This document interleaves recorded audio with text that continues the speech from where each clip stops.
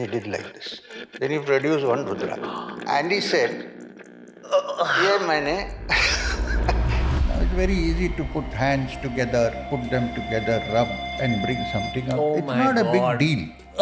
It's not a big deal. And the sleeves also up this time.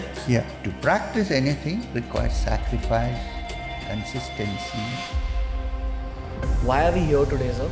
so that you kind of rise up from the difficulties that may be coming. Why did the difficulties come in the first place? Any difficulty, any suffering, it's a blessing. What's the immediate next world that we go to? Those people who do good, as soon as they die, they go to that world of happiness. But then they come back. Everything that we think, even what I'm telling you, is pre-decided by us. These times that we are living in. Isn't that also pre-decided? Whatever is created is to be destroyed. So this will happen. Are the Nagas still on earth? There are not only Nagas, there are many kinds of beings on earth. That we cannot see them doesn't mean they don't exist. You don't know what kind of beings you are attracted. Exactly. And we should try to explore our own mind. And when you are mature enough, all things will come to you. I'm going to watch and rewatch this episode a lot. Almost every week of the last 2 or 3 years, I've prayed to have you back in the studio.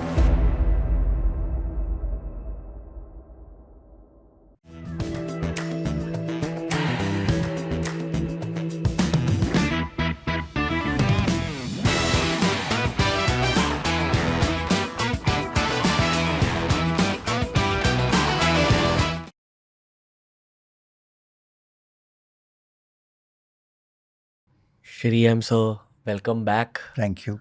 Such an important episode this is. I almost every week of the last 2 or 3 years, I've prayed to have you back in the studio. So very, very happy. I'm sorry because I was traveling a lot. No. I would have come. I enjoy your interview. There's no. No, thank you, sir. From you, I've learned that it's always the higher beings deciding Very true. human destiny. So I've met very interesting people through the show, celebrities. Yeah. What I've heard is even the biggest celebrities in the country like Virat, Kohli have seen those 2 episodes. There was magic in those 2 episodes. So whenever I'm sitting in front of you, I don't prepare. I know something has to flow. That's nice. That's good. How are you, sir? I'm good. Traveling a lot, trying to instill principles and action in people. And you won't be surprised, but most of my satsangs are more young people. Yes, of course. Because the old are still stuck in some framework. Difficult for them to come out. But here, the young are still open. If you don't look into that, they will probably subside into things which are not good for the world and for the country. We have to address the elephant in the room, sir. Yeah. The last time we had that Rudraksh moment Right. that went hyper viral on the internet. Right, I know. I've had all sorts of people say all sorts of things to me. I'm sure you've experienced the same. Yes. So I want to clear that chapter. Yes. The thing is, I said in the beginning when we started that this is not something which is a spiritual thing. You stay with me for 10 days and you can also do it. You remember, I told you? Yes. So, why I did was that when people do such things, they think that they are gods. They're not gods. PC Sarkar can also do that. You can do that. I can do that. It's not a very big thing. The thing is, we have to get out of these things and go to spiritual aspect. The biggest miracle is life. You don't expect any more miracle. Now it's very easy to put hands together, put them together, rub and bring something out. Oh it's my not God. a big deal. It's not a big deal. Again. And this I can give it to you. It won't go anywhere. And the sleeves are also up this time. Yeah. Oh my God. There are no sleeves. Yeah. Keep it. Oh my God. Thank you. Now why I'm doing this is basically to let you know that this is not what we are looking for. These are magic tricks. It was here with me. I just made it appear before you in some way. The idea is to divert your attention. This is what they do. Suppose I am functioning in the situation where Satya Sai Baba is functioning. Then nobody is looking what he is doing.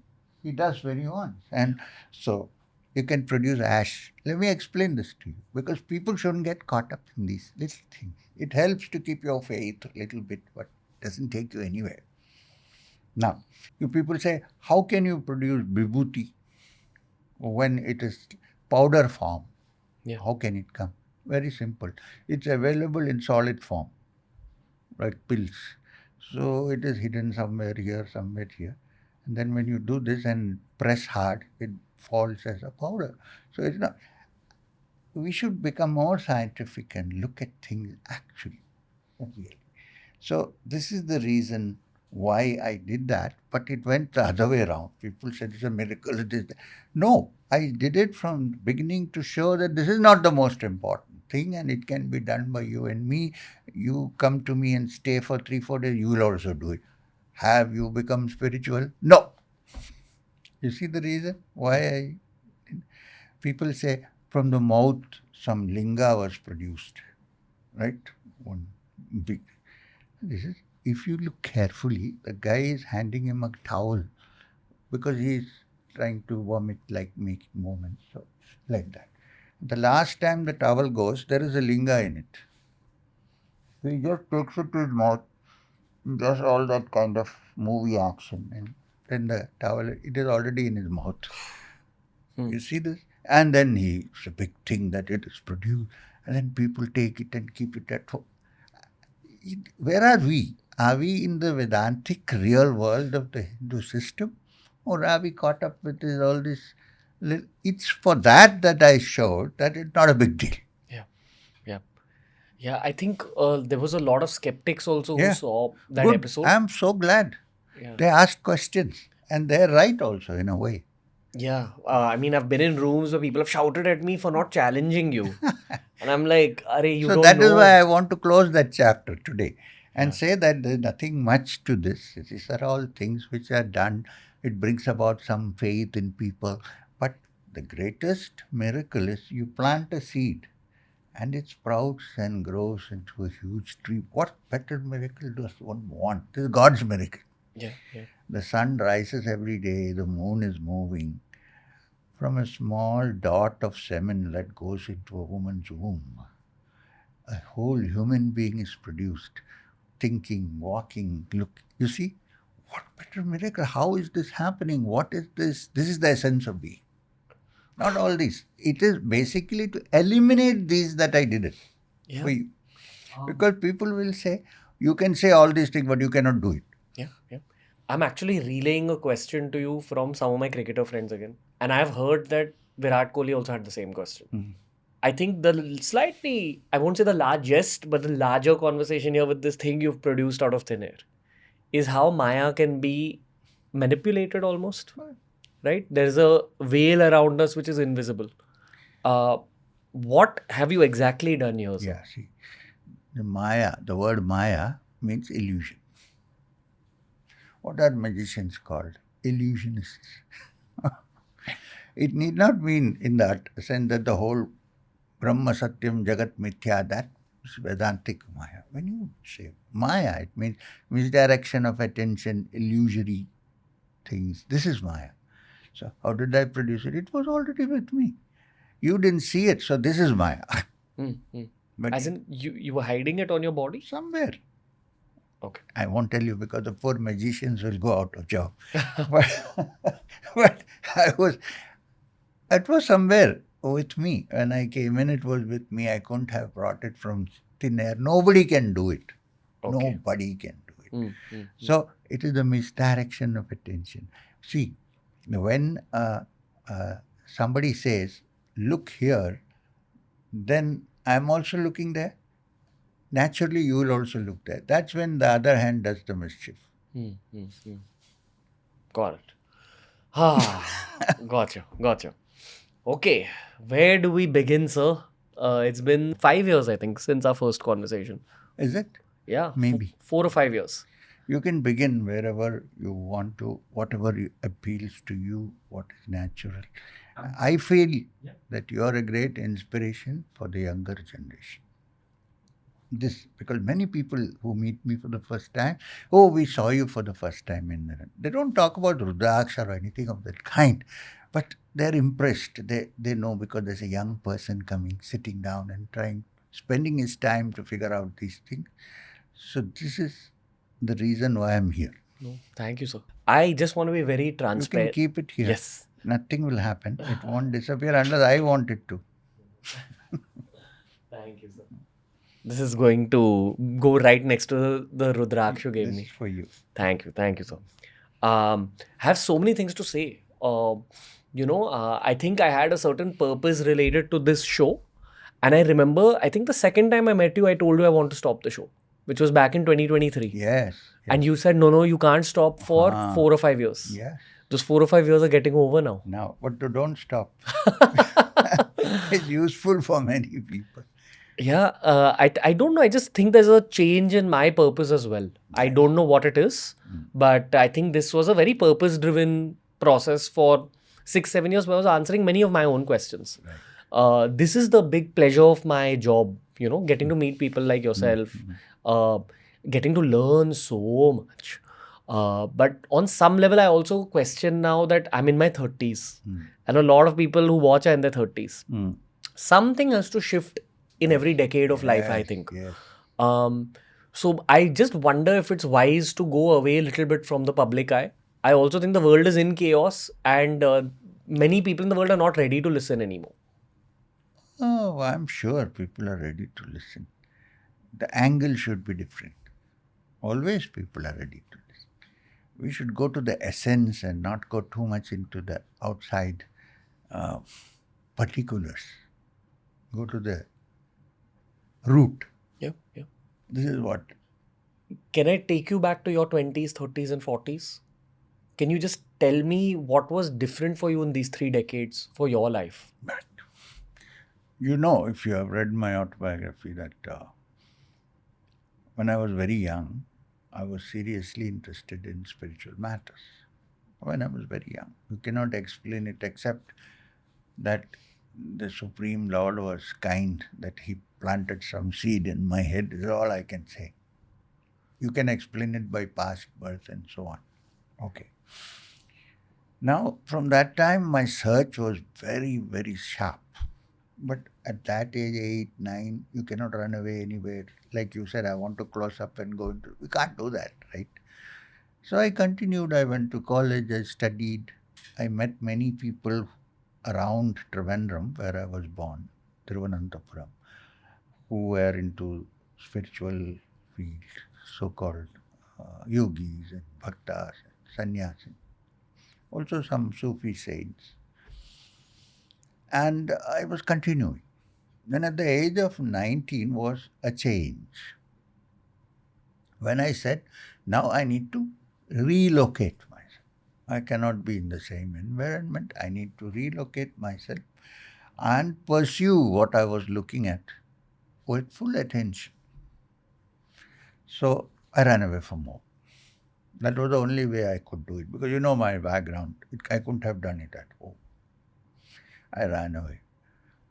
I spent 3.5 years of intensely working on the spiritual.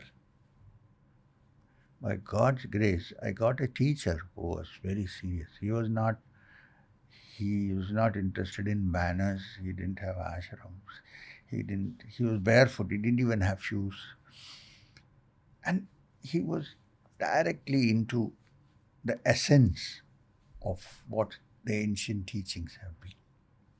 I have a feeling, this is my understanding, I have discussed it with Babaji, my teacher, that at every phase of history, from the Supreme Being, whom Vedanta calls the Brahman, the Supreme Reality, ultimate God. The ultimate God, which is not just a inhuman, non-human God or Shunya or anything, but it's a conscious being. according to the Vedas. From that conscious being, every phase in history from the beginning sent some gifted people down to teach. And this what Babaji also believed in, this is what I also believe. And depending on the circumstances and the situation and the historical context, they teach. So it may be different in different periods of time. But after a while, what happens is the followers take up the non-essentials and forget the essential. If you look into world religions, for instance, there is no world religion. I'm not talking about little sects that come and go. Everything starts with a mystical experience of some person. He may be sitting in a cave, he may be in the forest, solitude, and then it comes. Then he formulates certain things so that the general public, which never had this experience, may understand this. Okay, so the religion is formed from the mystical experience to the religion. After many years, he's also gone physically. The unessential, which are mainly only practices, become more important than the essence. People forget what was originally told. When this happens, the downfall begins. Then people are satisfied with what is convenient to them and forget about the essence of being, what was essentially taught. And as the Vedas, Rigveda declares, Ekam Sat Vipra Bahuda Vedanti, which means there is only one truth. Ekam Sat, only one. Same as Ikonkar Satnam. Ekam Nityam, yeah. Ek Omkar Satnam. Right? There is only one. Now that one, the Vedas 2000 years ago declared, Ekam Sat Vipra Bahuda Vedanti, different wise men sent at different times for the purpose of reminding people about this, have called it by different names.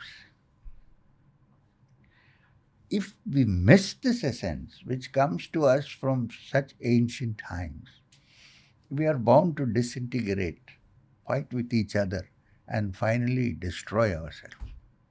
I have two very sharp questions, so both are going on in my head. I'm obviously going to ask you the essence of our faith and our land, Yes. And I count all four Indic faiths as part of this same faith. It's all the same messaging.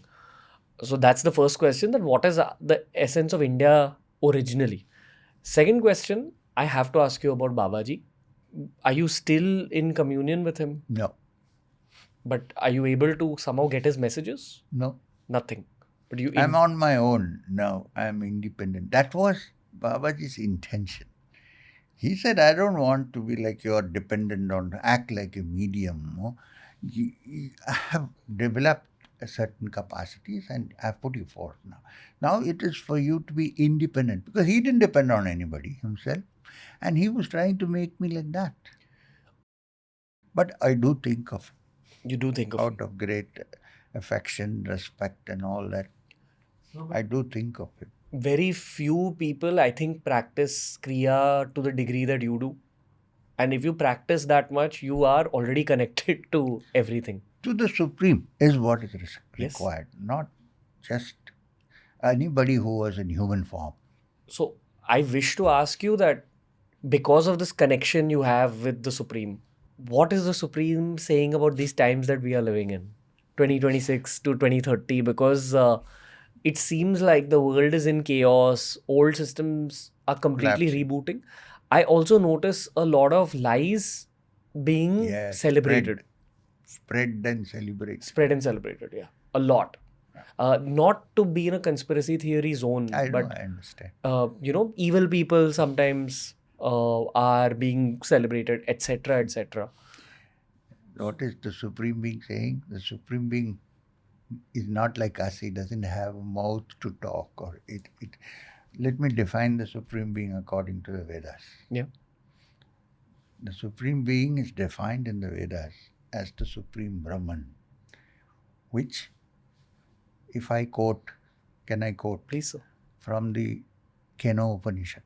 Now, this Kenopanishad comes from the Sama Veda. See, every Veda has an Upanishad at the end, which is why it's called Vedanta, because the end of the Veda, end of the Samhita portions, comes the essence of the what has happened before, which is called Upanishad. It's studied in secret between one or two disciples sitting not in a huge mandap or anything and talking to each other, asking questions. This is the essence of the Upanishad. Now, Kenopanishad, the word itself means who. W-H-O, who. Who Upanishad. Can you imagine? It's 2000 years old and it comes from the Samaveda. And the Samaveda is the root of all the music systems we have in this country, maybe even outside the country. Sama is not chanted, it is sung. Sama Gayanti. It is sung. So it is music, which means many things can be captured by music, which cannot be captured by prose. And it is one of the oldest Upanishads, the Samaveda. So important that in the Bhagavad Gita, Vyasa makes Krishna, talking to Arjuna, say that among the Vedas, I am the Samaveda. Not even Rig Veda. Okay? Now this Upanishad, Kenopanishad, belongs to the Sama. You can imagine how important it is. Okay? Now here is the description of the Supreme according to the Kenopanishad. Of course, Shankara has written commentaries. Many people have written commentaries.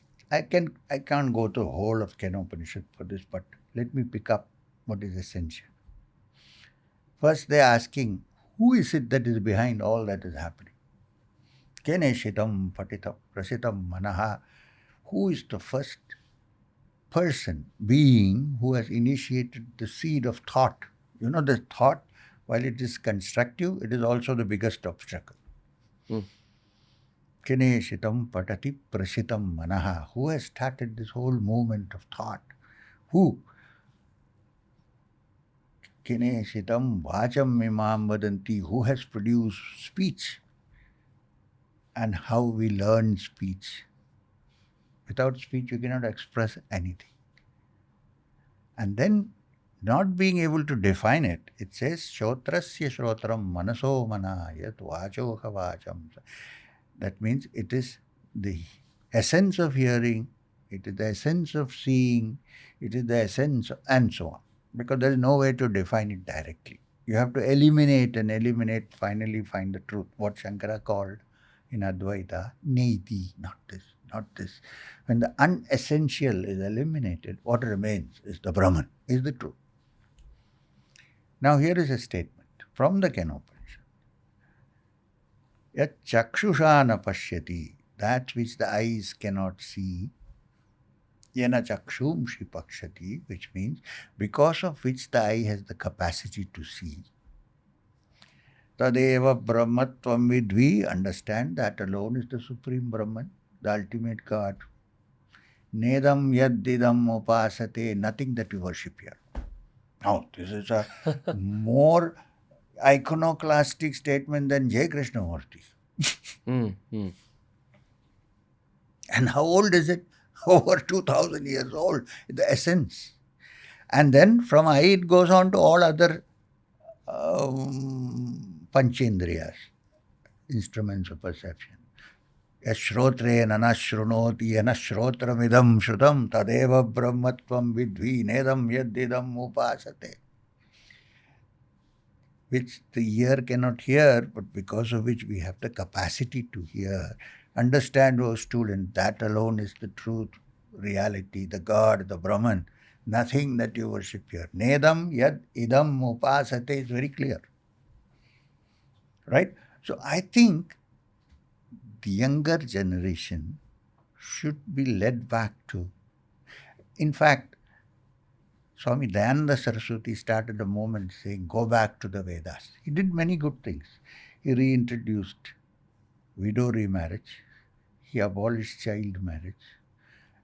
He abolished sati, where the women used to be pushed into the funeral fire, and so on. He said, go back to the Vedas, the Upanishads. Nobody could defeat him in an argument because he was such a great Sanskrit scholar. Right? But it didn't succeed because why? People like toys to play with. Nobody wants the reality. See, you ask me how you do so much Kriya. Yes. Now it is tough to get up in the morning at 4 when you are really going to sleep. A Sufi man I used to know used to say, be careful. 4 o'clock is the time when shaitan comes to make you sleep. Wake up. So, to practice anything requires sacrifice, consistency, applying your mind. We do that for many things, but not for understanding the spiritual. That's why we are not able to touch the essence. Globally, Same thing is happening. Same thing. And violence. It's a fact that we actually don't know anything about non-violence. We really don't know. We use the word ahimsa, but we know only himsa. Yeah. So, unless we study himsa properly, how it works, how it acts, we cannot get out of it. We need to understand violence first. Why? What is this violence? Why is it? Basically, if you look at it, it comes because of human beings' total selfishness. Ego, Selfishness. Ego basically means aham, I am. That feeling. Okay. Violence is anger, right? It comes out of anger. First anger comes and then violence comes. Now in the Bhagavad Gita, there is a very beautiful statement. It says, Dhyayado Vishayan Punsaha. First, the mind associated with Vishayas, which means what is enjoyed by the senses. Dhyayato Vishayan. Sangasteshu Pachayate, when it continues for a long time. We are surrounded by such things. Then what happens? Then it becomes a habit. Then the desire kama develops for it. Kamat krodho vijayate, and from that desire comes krodha. Now how does anger come from desire? Because I desire this. You also desire this. You are trying to take it away from me. I'm angry. I mean, this example. Anger comes from desire and not being able to satisfy one's desire. And that agent which is not allowing us to satisfy that desire, the anger is directed toward that. This is very clear in the. And then what is anger? It is a short madness. Yeah. So, yeah. Kamat krodho vijayate. Krodhat bhavati sammoha. The krodha, the anger, for some time you forget about everything. Right? The watchman might, in anger, hit the boss because he has forgotten where he is, what his intelligence is lost. And when intelligence is lost, the Gita says, pranashyati, the whole life is lost. This is the genesis of the violence. So if expectations don't meet reality, leads to internal agitation. We actually had some neuroscientists on the show recently who said that there's a theory of permanent reality. Yes. As in, during your anger state, you think that reality is going to be permanent. Absolutely. That's what pushes you to that degree of madness. Yes. And then it's too late when you realize what harm has been created. And you're saying this on a geopolitical level. This is exactly what's happening. Everywhere. Because, why? What is politics? You and me, right? Human beings. Who is heading a state? A person. Depending on that person's mind, the whole thing reflects. Couple of things we have to be very careful of. If somebody is in... One is very difficult, sticking to the truth. You know that this is what the ancient teachings say. We have in all offices, including your income tax and RTO offices, Satyameva Jayate. Rashtrapati Bhavan also has Satyameva. Where is the Satya? Tell me. We know we play our bribes, right?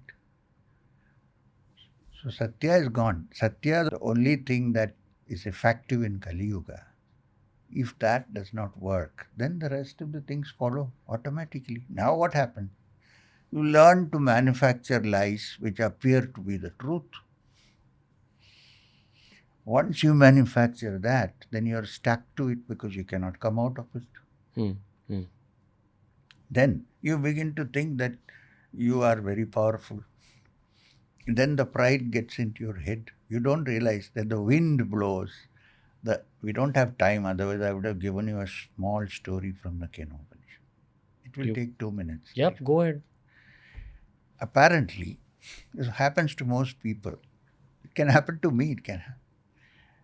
In the end of all this philosophical discussion on Nedam Yad, nothing that you worship here and so on, says the Supreme Being, God, ultimate God, the Parabrahman, found out that the powers of nature like Agni, Vayu, all these, they have become filled with pride. Because they are worshipped, because they are gods. Without them, nothing will happen on this earth. So they forgot that this power which they have comes from that Supreme Being. Wherever, Bhagavatam says, wherever there is any amount of power, responsibility and position, it is gifted by God. It doesn't belong to the human being. So they forgot that. So the Supreme Being decided to test them out. So he came in the Kenopanishad in the form of an Yaksha. Now Yaksha is something which we cannot define. It's neither a human being nor a god, somewhere in between. The Yaksha came and stood there. So, the main gods, Agni, Vayu, and the king of all gods is supposed to be Indra, because Indra is the king of the 5 senses, Indriyas. They were wondering, who is that Yaksha standing there? They cannot make out. So Agni said, I will go first. So Agni went there. And the Yaksha asked him, who are you? He said, I am Agni. Jata Vedas, I know all the Vedas. I can burn down this entire universe in no time. One spark is enough. This is who I am. Not recognizing or understanding that his power to burn comes from that Yaksha, which is the Supreme Brahman. He'd forgotten that total pride. So, Yaksha plucked a piece of grass, trina, put it in front of him, blade of grass, and said, burn this. Didn't burn. Tried all his tricks. He went back. Vayu came. Vayu said, brother, I will do it. Don't worry. Same question. I can blow up this whole world. I am the cyclone. I am the... Blow this trina. Went back, defeated. Then came Indra, the lord of the gods. But when he went, he couldn't even see where the Yaksha was, because the 5 senses cannot detect the Supreme. It is beyond the senses, beyond the mind. Right? So it came back. So then the story is that Parvati, the daughter of Himavan, manifested, very beautiful, Bahushovamanam, and said, fools, all the power that you have comes from that Yaksha, the Brahman. You have forgotten that. This is why he came to show you. This is the gods. If human beings begin to think this way, where will the world go? Where will the universe go? You tell me. The moment I get power, I think I can do anything. I am the...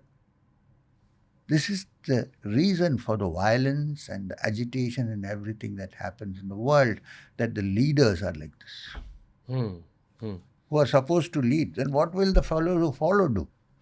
I have 2 or 3 tangential questions, okay? Considering this climate of war we are in, considering everything I'm also seeing in the world of global content creation. First of all, I feel that all these spiritual leaders that I met through the show, most of them have reached like kind of near the end of their physical lifetimes. And I've started to think that were they in this lifespan to prepare us for this phase that's happening right now? Second thing I feel is, I think we're going to see a lot of loss of human life in the next 3-4 years itself, all over the world. And there's going to be some sort of a new era somewhere from the mid 2030s onwards. This is what I've gathered through all my conversations, even the ones which haven't made it to the internet, offline, what I speak about to people behind the camera. That's what I'm getting towards, that I think we've all been prepared for this phase. And the third thing I really want to talk about is free will. Because I've been talking to a lot of Buddhist monks that I meet. I've been talking to a lot of the Sanatani practitioners I meet. I've kind of come to realize that free will is not more than 20 to 30% of your human experience. Like that, no matter how much effort you put in, no matter how much integrity you have, on some level, your karmas and the situation of the world will affect where your life goes and what happens. So, my question to you, sir, is that don't you think that even these crazy leaders we have globally, okay, isn't that also perhaps pre-decided by the Supreme? And if that's the case, then why are we even like talking about what they should improve? Because they'll do what they have to. Let me tell you this. From nowhere, no time in history has there been no violence. Yeah. There has always been violence. We are talking about the Iran US war. Yeah. Talk about the Kurukshetra. How many thousands of Krishna was there as God then, as an avatar? How many billions of people died? There were only 10 left after the Kurukshetra battle. So it's not new. Don't think that this is a culmination of something. It is, the violence and war has always been there whenever there is a power struggle. And the power struggle has been going on forever. And the power struggle begins when we begin to understand, begin to think or imagine that everything is in our hands. We can do things. Moment you surrender to the Supreme and saying that these are all phases up and down. Everything in this world moves. Look, creation happens. Then what happens? Small pralayas take place. Then Mahapralaya comes. Everything is destroyed. So destroying and creating are like together. They are not two different things. Yeah. Whatever is created is to be destroyed. So this will happen. So, however, the saving grace is that supreme reality who is under command and control of all this, also sits in our hearts. And therefore, we have this quality called compassion and concern for others. It's because of that, not even because of ourselves. And with that compassion and concern for all that is happening, we want to do something about it. Such people have existed since the beginning of time, not only now. On the other hand, there are others who think that destiny is under their control and they will do what they want. They are the ones who utterly fail in the end. In the beginning, it would look like they are succeeding. So, if I say that everything is controlled by destiny, that doesn't mean I don't have to do anything. Whatever I do is also controlled by. Even if I say I don't want to do, it will be done. You get what I'm... So, like earthquakes, do we have any control? Can say destiny. Rain, really, do we have any control? Floods, yeah, some are man-made, but generally. Trees which are growing, deserts which are happening where there is no trees, not in our hands. We can call all that destiny. So where does my thought or my independent behavior and my action start? When I begin to realize that the mind can be changed. Physically, we cannot do anything.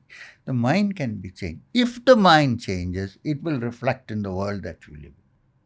Even on an individual level? Even. It is individual. See, when you say world, what is this world? A collection of individuals. What else is the world? Not the buildings. So, the change has to start happening individually in my heart. If this happens, then everything else will change. Now, if somebody is in power, political or otherwise, sometimes political, sometimes monarchies, if somebody is in power, If their hearts change, so much good can be done. And now, for that, they should see clearly that they have been taken over by pride. If I say that I know everything, then how does one work? In India, it is very sad if people think that way. Because we have been taught from the very beginning, look, there is a supreme reality which is under controlling all affairs. Surrender to that supreme being. Do as much good as you can. If I say, what? It happens. Look, pride is the beginning of fall. In the ancient Bible, there is a story of a king called Nimrod, who built a tower so tall that he thought from the terrace, if we can shoot an arrow, it will hit God's footstool. Story okay. So he built it. Then he shot an arrow from the terrace. As soon as the arrow went up and hit the footstool, huge commotion happened. You know what happened? It's called cacophony, which means till then, all the beings who were working there to bring up the tower, they were speaking only one language, the mind language. As soon as this happened, each started speaking in their own language. So they each could not understand what the other was saying. And there was utter chaos and destruction. The tower fell down and Nimrod also got buried. Where is the root cause of this? His pride that he can hit even the footstool of God.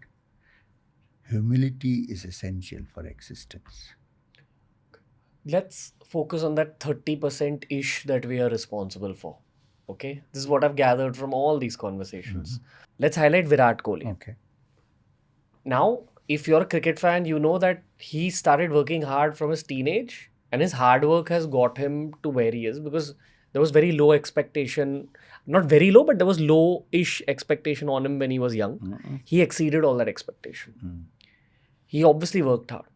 From everything that you've said, you're also saying that even that capacity to work hard has been given by the divine. Yes.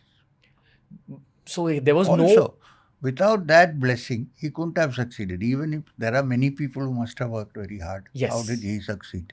Why did he succeed? Why did he succeed? Because there is some grace. For some reason, we don't know. We cannot explain the grace. There is some grace, otherwise he would not succeed. There are many people who worked very hard at the same time and nothing happened to them. Yeah. What about, I'm not saying he didn't work hard, okay? Mind you. He must have worked very, very, very hard. And he had the capacity to do that. Where does that capacity come from? There are 10 such people, but one is rising. Yeah. I think it is grace. I met a very old Sindhi gentleman who had the complete franchise for all the holiday inns in East Asia, West Asia. In Hong Kong, I met him. He was already 90 years old, but he came with me for lunch in his own hotel, one of the holiday inns. So I asked him, how did you come up? He said, I have to tell you this. When we first came to Hong Kong, he's a Sindhi guy. When we first came to Hong Kong, many of us came. There were 10 people like me. Basically, I'm a tailor. 10 people like me who set up shops. And the thing was, ordering, the Westerners were there, Americans were there, British were there. Order your suit in the morning and you get delivery in the evening. This was the process. So they made a lot of money. He said, there were 9 other people with me. We all worked hard. We all in some way succeeded, but they all were gone. I'm the only fellow who has come to this level. And he told me something, sir, life is a game of snake and ladder. Sometimes you are down, sometimes you are up. God has kept me here. He was willing to acknowledge. At age 90. At age 90. Yeah, I kind of think that as one ages, you just come to that realization that you're not in control. Exactly. Yet you have to keep your intentions clean and try working hard. Absolutely. You are not. You're very young. I'm not talking. Look at me. I'm now 78 years age. From the beginning, I had this thought that without grace, nothing will happen. It has kept me in good state. When I'm in real dire straits, financially or otherwise, I think there is a saving grace somewhere. It will happen. And not that I don't do anything about it. Yeah. And I have always found that it happens. The abundance comes not because of us. We do, but what comes from above. So even when one is going through these bad phases, what happens at the end of that bad phase to just lift the gate open? First, you have to say, okay, I'm going through a bad phase. Accept it. You don't have to publicly proclaim. I accept it. Then I say, I have done whatever I have to do. Now I leave it to God. And really with feeling, when nobody is around, cry to that God. There is no harm in crying. People who don't cry don't have a heart. Believe me, from the dark skies, there will be a streak of light coming. I'm not physically, I'm not saying visually. And you'll see how things improve. I believe in that. Yeah. I totally believe in that. I've also gone through so many phases. It may not be to do with you, but you have a child who is suffering. You have, all these things happen. But then you see that you have no way out. Then what do you do? For me, though, I fix my mind in my heart where I think a ray of that Supreme Being is in everybody. Yeah. You have to recognize it and say, help me. There's no harm in asking for help. If you don't pray to God, who will you pray to? Tell me. That way I like this beautiful little prayer in the Bible. It's called the Lord's Prayer. It's beautiful. It simply says, "O Father who art in heaven, hallowed be thy name. Thy kingdom come. Thy will be done on earth as it is in heaven." Give us this day our daily bread. Why? Because there are thousands of people who struggle for their daily bread. I get my masala dosa, but there are thousands. Forgive our debts as we forgive our debtors. Yeah. Lead us not unto temptation, but deliver us. I mean, it's such a simple prayer. It's not complicated. Do you think God knows only Sanskrit or Arabic or something? Your heart is more important. Yeah, the earth seems like one big karmic shower for all these beings that occupy it, and that's why I want to get out of the shower at some point. Done. Ask for help. Ask for grace. You will see how smoothly you're lifted out and put somewhere. What's the immediate next world that we go to? After death, now this is a question that Nachiketas asked the Lord of Death, Yama, and he himself could not provide the answer. So I don't know what I can tell you in Kenopanishad. My understanding is we leave this world and we go to another realm. Physical body is gone, of course, buried or burned, whatever. And there is nothing to be fearful or lose hope. This is what I have understood and learned from various sources. There are beings who are there to help us, who are there to take us to correct what we have not done correctly. There are beings who will help us. We might have to go through a certain degree of suffering to free our mind from all the wrongdoings. Not as if somebody is putting in fire and burn. It's a state of mind, basically. And then when you come out from that, you see that you are actually part of the race of that Supreme Being. And then you enjoy. But those people who do good, who meditate, who connect, who have no pride, who are humble, who do good to others, right? Share what you have with others, not simply only counting the money which is in the treasury. Such people, as soon as they die, they go to that world of happiness. But then they come back. If they really enjoy, they need not come back. Nobody will push them out or force them to come back. They can decide, I want to come back and do good, and come back. This is what enlightenment is? Enlightenment is to understand the fact that your deeds in this world are very important, and what deeds you perform, the result you will enjoy or suffer.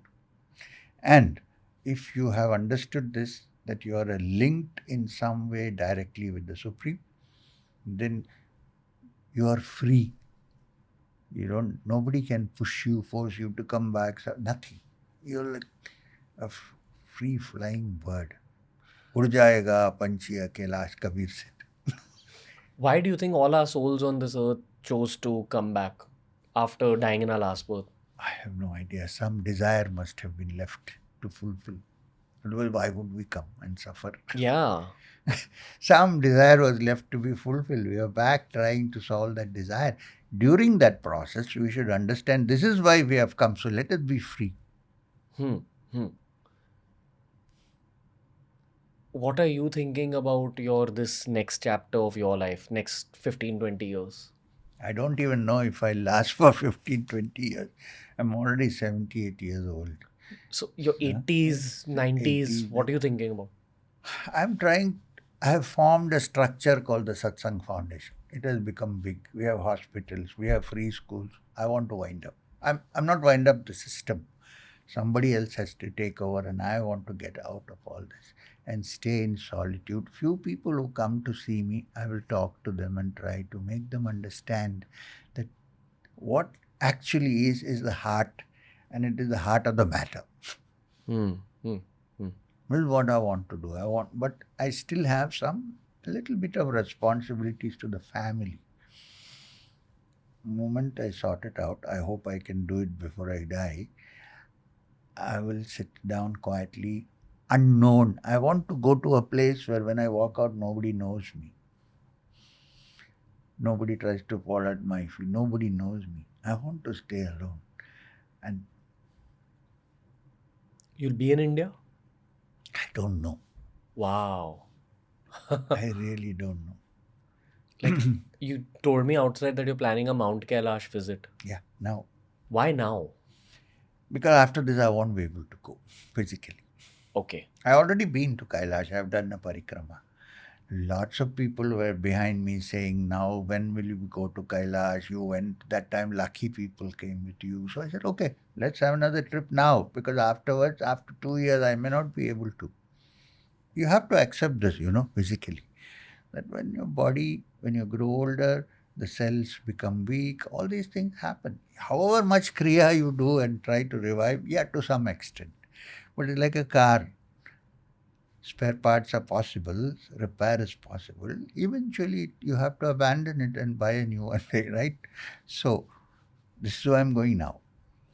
In the last 10 years, I think you've appeared in front of the world. Yeah. Like your whole life has been presented through books, podcasts, etc. And also through the organization. Why did I do it? Because I wanted to spread whatever I knew and make people understand it. That's all. The rest, hospital, schools, colleges, they came incidentally, because one of the principles I teach people is that you have to contribute to society in some way. If you have the means. So those people who are sympathetic to that kind of thought, they joined in and built the whole structure up. Now for me, I want to get out of it. I don't want to demolish it, because so many people we have a big state-of-the-art hospital in Madanapalli, where my main center. Free treatment to everybody, including beautiful state-of-the-art operation theaters and everything. So I don't want to demolish it, because it is doing good for so many people. But I want to get out of the public face. I don't think I will go again for any sort of podcast and interview. I want to. You think this is your last podcast? Well, the Satsang Foundation has a website, so I might be talking sometime. But public podcast, I want to avoid. I'm also toying with stopping the podcast, but I had to see you on this seat once. Because you've been a very, very instrumental part of growing this show, even though you've only appeared twice. Twice, yeah. There have been people who appeared. Third time, no? Yes. There have been people who appeared 15 to 20 times, and they've also been a huge part of it. But I have these certain faces in my head who I just had to meet once before shutting down the show. I have an suggestion. Yes, sir. For a short period, go into solitude, go into some quiet place and be free. And then the knowledge, what you learn during that period, you can restart the podcast and let others know what you thought about, what happened. because it's useful. Podcasts are not because it is becoming a big thing for you or any. Podcast basically is to convey what you know to the public at large. That's not a bad thing. Yeah. The thing is, the thought of stopping the podcast has been there since 2022, because stopping it creates room to create something new. True. So create that room. Stop it for a while. I'm not saying. All I'm saying is, since you know what to do, the whole thing, once you have something in your mind, go out and let it come out in the podcast. Why don't permanently? You don't have to close it down. Like return to You it can after give some. it a little bit of rest. Yeah. With the time, you can even announce, look, I'm taking rest. I'm going into solitude. Yeah. I want to find myself. I'll come back to you. How long should the solitude be? I don't know. Okay. It's up to you. Perhaps after my hair is a little grey, I'll bring it back. Not really. That's stretching it too long because it may not become grey so easy. Are the Nagas still on Earth? I think so. There are not only Nagas, there are all other beings around this earth. There are beings, not only human beings, there are beings who live in the fire, there are beings who live in the wind. There are many kinds of beings on that we cannot see them, doesn't mean they don't exist. Many of them are positive. Most of them are positive, but like human beings, there are negative ones also. Even amongst the positive species. Of course. Because they have their own personalities, Absolutely. etc. There is a concept, for instance, in the Islamic literature of a jinn. Yes. Now, a jinn is supposed to be not a human being. They will never become human being. They are a separate species, let's say. This is how it is given. Now, these jinn are supposed to have been made from fire. Smokeless fire. I don't know what it means. Okay. Now, they have their own personality. Some are good. Some pray, some meditate, some do good things. But among them also, like human beings, there are the worst ones who create problems for others. Go and whisper to somebody in the ear and things like that. Now, if fire can have such beings, air, water, they all must be having some intelligent beings out there. We like to think that we are the only. I don't know where this Naga's angle has entered my head from, but I wish to speak a little bit more about it. Is there any way we can get in communion with Nagas? Or is that even a... May I ask? There is no point in getting in touch with the Nagas. I never got in touch with them. Some Nagas got in touch with me. Yeah. It was not my intention at all. So instead of that, we should try to explore our own mind. And when you are mature enough, Nagas, all things will come to you. Don't go specifically towards that. Okay. You've answered the question. It's not a good idea. It's not a good idea to seek beings. No. You don't know what kind of beings you're attracting. Exactly. And they are powerful, so you don't fall into the traps. If someone asks me about what Shri M Sir's story was, first I tell them read his books. But the second thing I tell them is when he was very young, I believe when he was a child, his guru from his last birth met him in his childhood home. Yeah. Because that's the story that stayed with me. Correct. That was not Babaji, right? It was Babaji's disciple. Babaji only. It was Babaji. I call him Babaji, Maheshwarnath. He's But like this father. is not Mahavatar. No. That's a different... so this Babaji is the same one who now is not in touch with you. Yes. When I say not in touch, means not like coming every day or coming in dreams or talking. Nothing like that. But deep down in my heart, there is a link. I don't trouble him with my problems or ask questions or anything of the kind. But the presence is there. When I sit alone, looking out of the window and see the moon rising out from the clouds, I always think of him. That way, yes. The presence is there. And I feel my mind and body have become shant. Then I know this is Babaji's blessings and his presence. Believe me, I spent so many years with him. Not once he allowed me to do pranams to him. He said the only being worthy of pranams is the Supreme Being. Unfortunately, our people are not understanding. So last Guru Purnima, I said, this is the last pranams. I'm going to stop this. Nobody will listen. I am the victim of my own. Yeah. Because you're the, source through which the knowledge flows. All right, but we can show your affection. We don't have to. How does someone like myself, and I also speak for people younger than me who are in their 20s, how do we now chalk out our coming decades?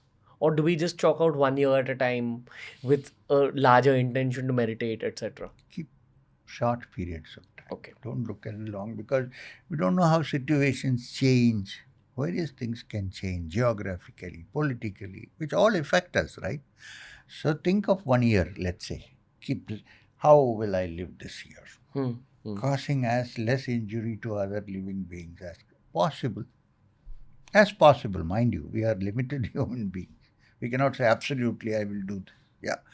And how much time will I spend in remembrance of the Supreme Being in my heart? How long will I connect with the spiritual? And how much will I do on this earth? And what can I do? What good can I do to people who are less, what shall we call, privileged than me? So keep it for a year and see how it goes. Then you can expand on it next year. Don't think of millenniums at the moment.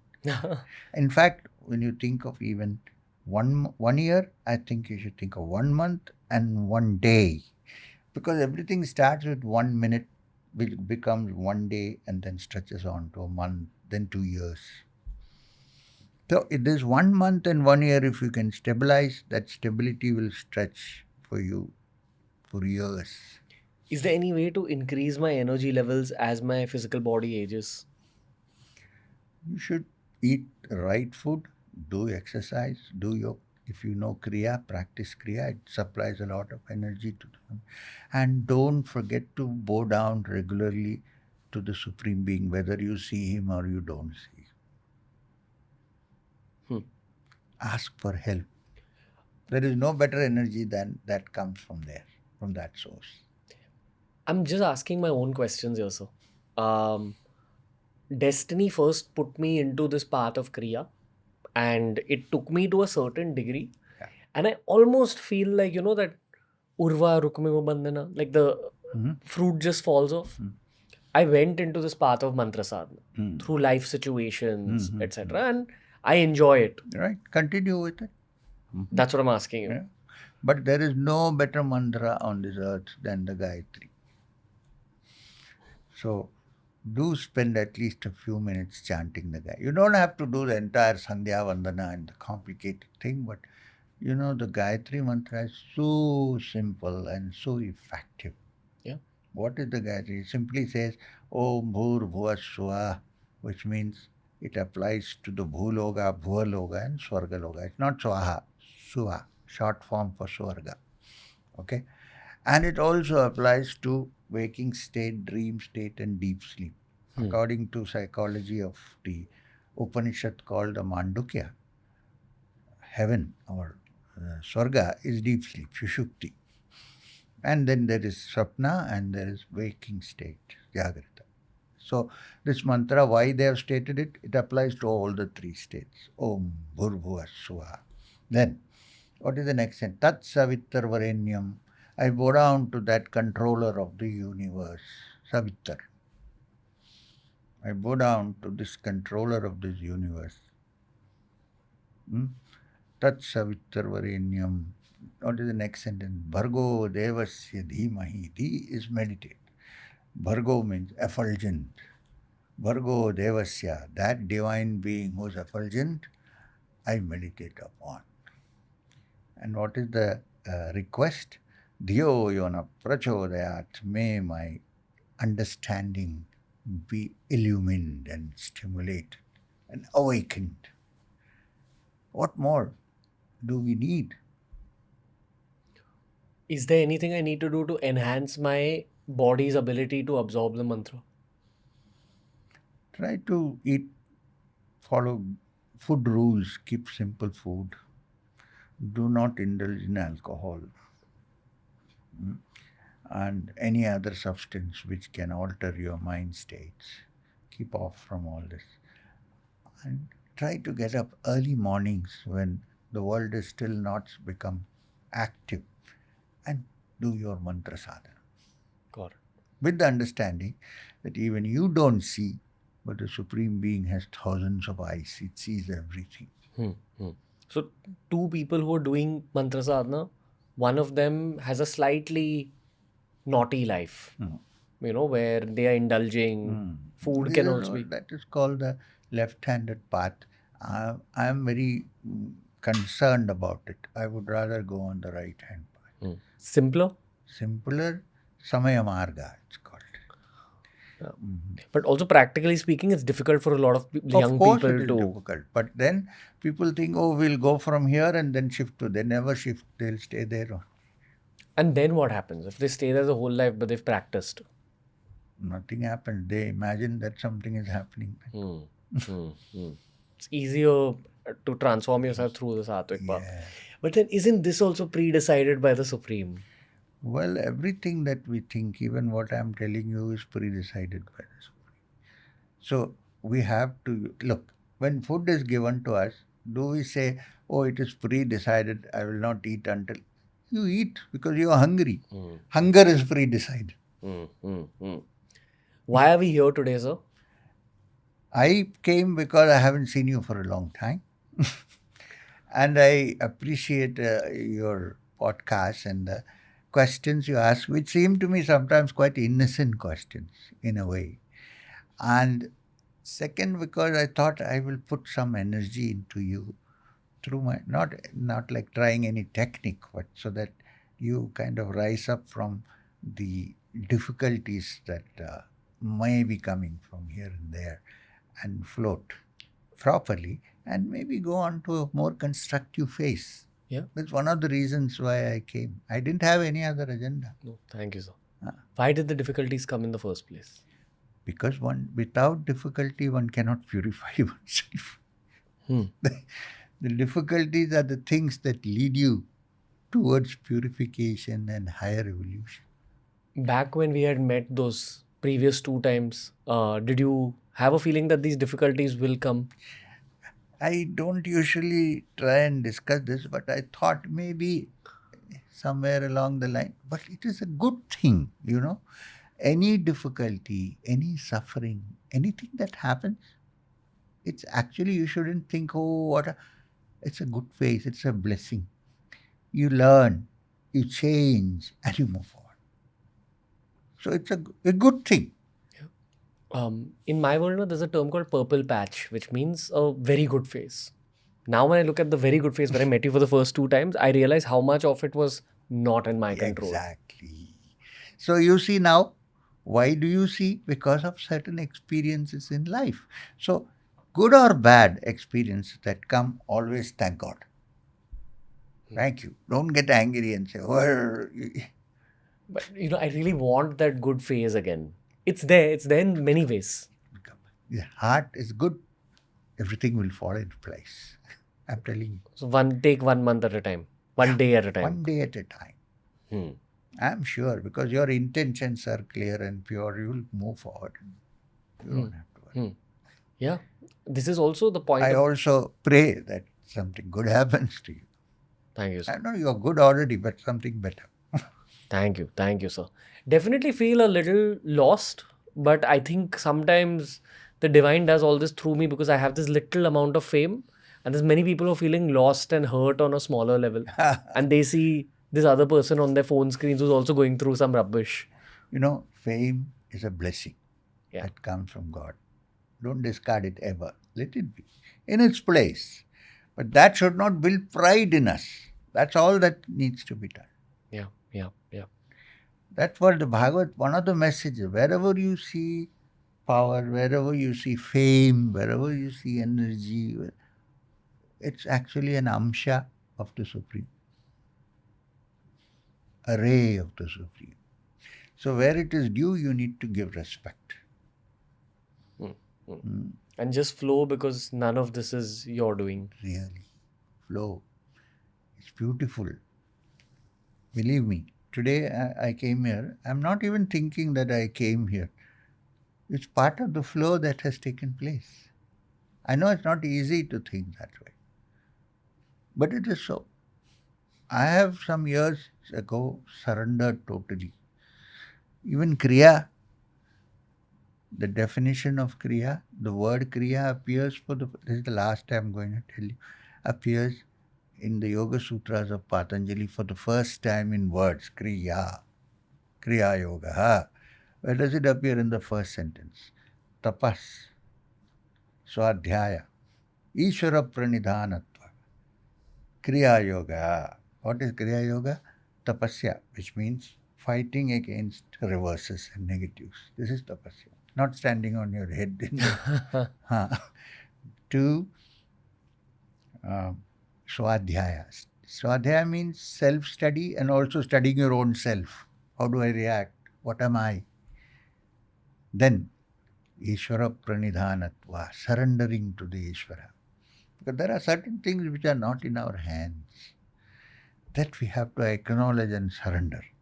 If all these three things come together, it is defined according to Patanjali, not the guy who makes medicines, as Kriya Yoga. First time Kriya actually appears in the ancient texts is in the Yoga Sutras. What's a book you'd point me towards or other people towards for tough phases? It could be anything. It could be an Upanishad. It could be one of your books that you've written. I think you should read some of the works of Swami Vivekananda. Okay. Because there, it's absolutely clear what things are very, very clear, and it is meant for people who are also whose intellect is good. So I think they start with a small first volume of Swami Vivekananda's complete works. Okay, got it. The youngsters in this country really need the teachings of this great man. I showed you something when I came. Yeah. Do you want to talk about it? Well, in the situation that we have sometimes politically, there is this thing about opposing other religions and keeping them away, and so on, considering them as. So in that context, I was showing you from the complete works of Swami Vivekananda. There is one section called Letters of Swami Vivekananda, personal letters. I showed you on the phone his own writing, which is volume, everything is there. Do you want me to read it for you? Yes, sir. Now, this should go to the young. Yes. This is written by Swami Vivekananda, who is used as an icon by many political parties today. Not many, you know what I mean. Okay? And there is this hatred. You know Godra and all that happened. Anyway, let's forget it. Here is Swami Vivekananda, who is used as an icon. But Swamiji said, we have to follow Swamiji here. This is from the 6 letters of Swami Vivekananda, complete works, second series, chronology. Letter written, the original is also here. You can see that. Yeah. Yellow pages. We'll put it up on the screen as you speak. Yeah. So this is the one. Yes. Now, here is what Swamiji wrote. He had a dear friend who was a doctor. I think he was a doctor. In Almora. 10th June 1898, Swamiji wrote a letter to him. And he said, my dear friend, I appreciate your letter very much, and I'm extremely happy to learn that the Lord is silently preparing wonderful things for our motherland. I wonder what you would have said now. Whether we call it Vedantism or any ism, the truth is that Advaitism, there is only one supreme being. This is Advaita. Ekam Nityam Vimalam Achalam is the last word of religion and thought, and the only position from which one can look upon all religions and sects with love. Sects, S-E-C-T-S. I believe it is the religion of the future enlightened humanity. The Hindus may get the credit of arriving at it earlier than other races, they being an older race, than either the Hebrew or the Arab.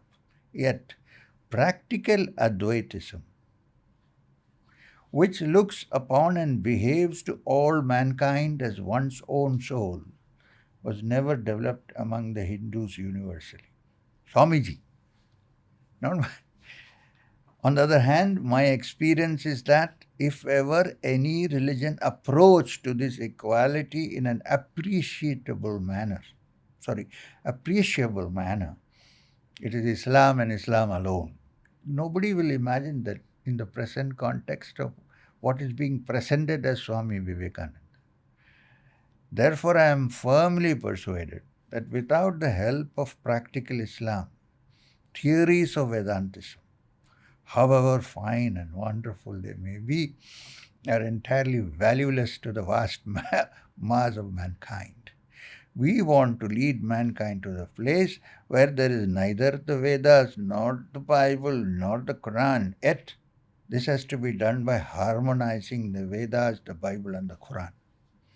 Mankind ought to be taught that religions are but the varied expressions of the religion in capital letters, which is oneness, so that each may choose that path that suits him best. For my own motherland, a junction of the two great systems, Hinduism and Islam, the Vedantic brain and the Islamic body is the only hope. I see in my mind's eye the future perfect India, arising out of this chaos and strife, glorious and invincible, with a Vedantic brain and an Islamic body. Ever praying that the Lord may make of you a great instrument for the help of mankind, and especially of our own poor motherland. Yours with love, Swamiji, written to Sarfaraz Hussain in Almora. Wow. You see? And so in the Ramakrishna mission, many people think that what Swamiji predicted was me. But that is not true. He is talking about the general principles. Yeah, important messaging to be put out. We are in an era where even if you say something secular on the internet, you are criticized. Exactly. But isn't that just humanity saying something secular? Absolutely. It's gone away. But okay, you can do that. But don't use Swamiji as an icon then. Take him out. This is what I'm saying. Yeah. I have hopes from young people in our country. I do. I actually do. I'm the way they act and the action may be a little immature in some ways, but I have hope only on the young. Yeah, I mean, we have failed. All of us were immature in our early 20s, So, I know. Like, it's just that's part of the youth. Yeah, human journey. Energy. But they are the only hope. Yeah, what I see is a lot lesser hatred in them as compared to even some people my age. Absolutely. And then also I see much less hatred in people my age than people older, 50s born, 60s born. There's just so much more like religious tension. Yeah. We don't feel it as much. Exactly. I don't think they feel it at all. No, not the younger generation. Yeah. And you can't build up a structure on hatred. I mean, yeah. Where will it land? And with that, sir, I think this is the end of this episode. Thank you very much. Just sometimes you feel the need to stop the episode at some point. Yeah. I will have a tiny conversation with you behind the scenes also. Okay. Because I've been wishing so much to just see you. Come to Madanapalli sometime. Yes. And spend some time quietly. Yeah. There was, phase in my life where I met you the last 2 times where I felt that the divine was meeting me through people like yourself. Then there's a phase where I feel like everything deserted me. Now I feel... Nothing is destiny. Yeah, I think an anxious or beaten up mind starts playing tricks on itself. I know. That's all. Yeah. So surrender Ishvara Pranidhana. Yeah. And leave everything there and say, I am free, you take care. Yes. I'm going to watch and rewatch this episode a lot. Sure. Like, trust me, from every corner of my heart, I've wished just for this episode. Thank you. I don't know exactly how we've contributed through this one, but over to you, sir, in case you want to give away any last notes. I only want to say that listen carefully to what the discussion we had. I'm just saying this to the audience who's going to see the podcast tomorrow. Listen carefully to both the questions and the answers, and then find out for yourself what is it all about. That's all I have to say. Have a non-prejudicial mind. Look at it. Try looking through Maya. Yeah. And understanding the rules of exactly. So that then you come to the core of what happened. Yeah. Thank you, sir. Just big honor always spending time with you. That's what I want to say. Thank you very much. We normally do a warm-up protocol. We put an intention behind the piece. So I actually am very, very blank right now about intention because I've wanted to do this piece in a very intense way now for the last 3-4 years. Especially last 1 year, I have like constantly been like thinking about this piece and all. So I don't know what we are supposed to output today. You can do as you like. Is there any intention you want to put? What I would like to stress is that somewhere along the line we have shifted culturally and politically and even spiritually from the essence of the Vedas and the Upanishads to things which may be relevant but in general are not so relevant. Random topics. Like we are basically now basing, when you say I'm a Hindu, I base my entire thing on the Puranic, starting from the avatars and so on. Nobody goes back to the origin, which is actually called the Shruti. Right. Which is Upanishad and the Vedas. Upanishads are only part of the Vedas. Now, most effective mantra like Gayatri, for instance, comes from the Rig Veda. And the Rishi was Vishwamitra. Got it. Who was a Kshatriya actually, not with king who was gunas of a Brahmana. So it took long time people even to accept him as a Brahmana, which I think Vasishtha finally did. He is the father of, or rather the originator, the Rishi of the Gayatri mantra.